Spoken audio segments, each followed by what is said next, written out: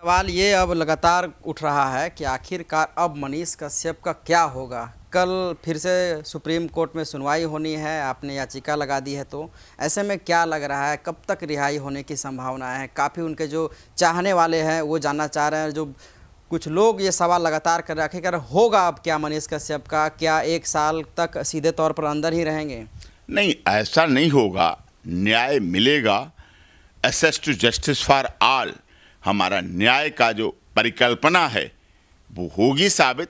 हमारा देश का संविधान, जो डॉक्टर भीमराव अंबेडकर संविधान निर्मात्री सभा के अध्यक्ष रहे हैं, क्योंकि हमारा संविधान कोरी किताब नहीं है, ज्वलंत है, जीवंत है, 150 करोड़ लोगों के साथ मिल के चलता है। और माननीय सर्वोच्च न्यायालय उस पर पूरी तरह से मूक दर्शक की तरह नहीं रहती है। सुप्रीम कोर्ट बोलती है, सजग है, जागरूक है, और हमारी उसमें याचिका लगी हुई है। हाँ, अभी उसमें आगे नोटिस होगा, उसमें आगे प्रोसीडिंग होगी, कार्रवाई होगी, समय लगेगा, लेकिन इंतजार का समय दिया। हाँ, नहीं, वो कोई लास्ट नहीं है, उसमें आगे प्रोसेस होगा, प्रोसेस कंप्लीट होगा, उसमें उसके बाद सफलता मिलेगी। लेकिन access to justice for all, न्याय सबको मिलना चाहिए, मिलते हुए होना दिखना चाहिए, और न्याय की परिपक्वता होनी चाहिए। हमारे देश का एक आम नागरिक, आपने देखा है कभी छोटा व्यक्ति जब आपस में लड़ता है, बहुत छोटी बात के लिए लड़ता है, तो वो क्या कहता है?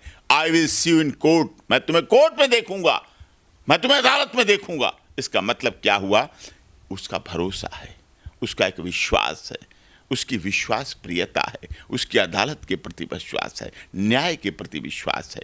तो वो न्याय के प्रति विश्वास ही उसको वहाँ तक पहुँचाता है, और न्याय की भावना ही उस तक पहुँचाती है, और न्याय प्रियता की भावना ही आगे जाकर न्यायालय में पहुँचती है और न्याय की परिकल्पना पर खरी उतरती है।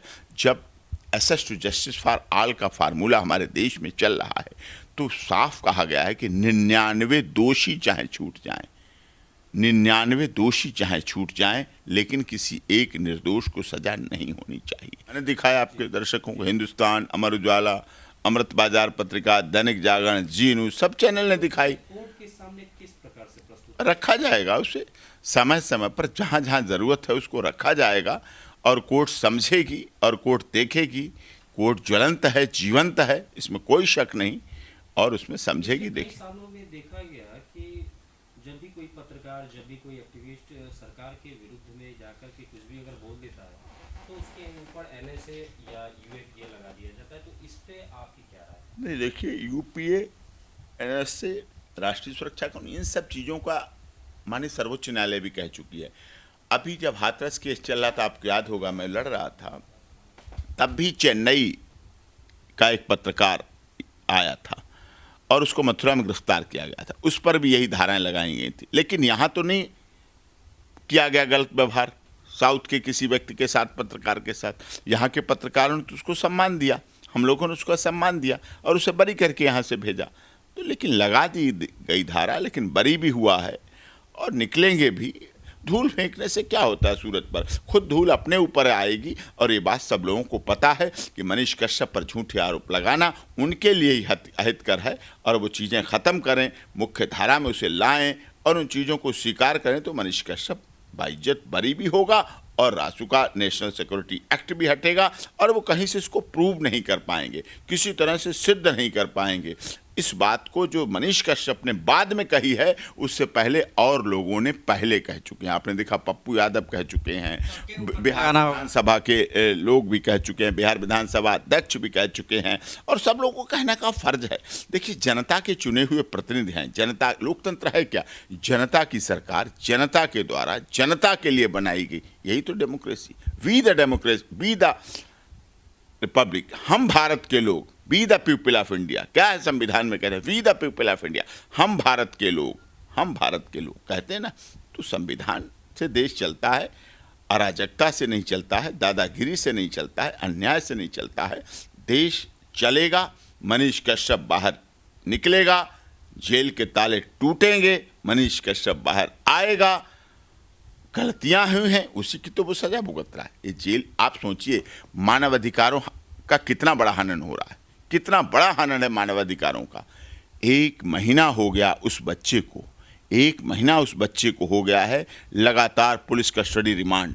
बिहार में चलता पुलिस का स्टडी रिमांड, वहाँ चलता रहा रिमांड, वहाँ चलता रहा रिमांड, लगातार पुलिस का स्टडी रिमांड है, वो गलत है और देश के संवैधानिक सिस्टम के हिसाब से भी गलत है और माननीय सर्वोच्च न्यायालय के नियमों के अनुरूप भी गलत है।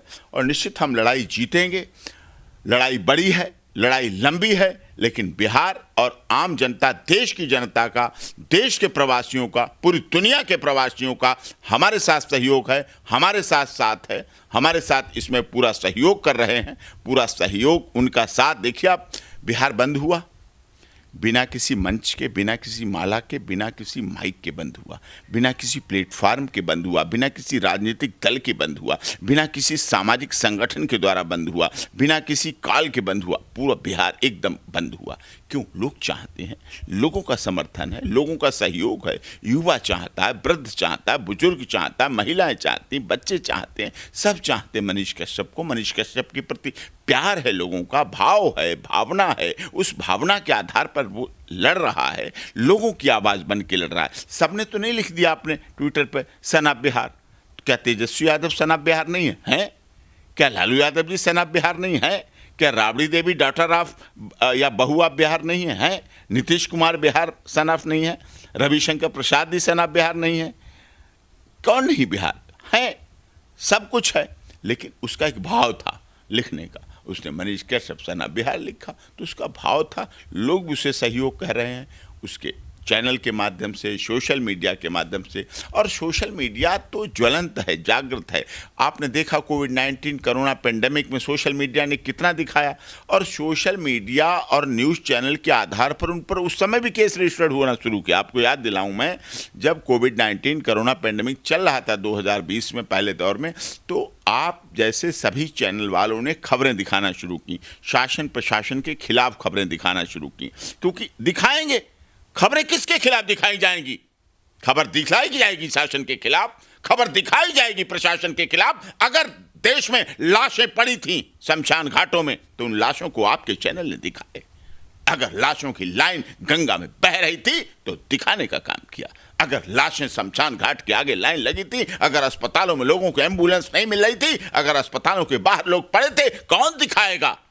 वहां का डीएम दिखाएगा, वहां का एसपी दिखाएगा, पत्रकार दिखाएंगे, आप जैसे ज्वलंत लोग दिखाएंगे।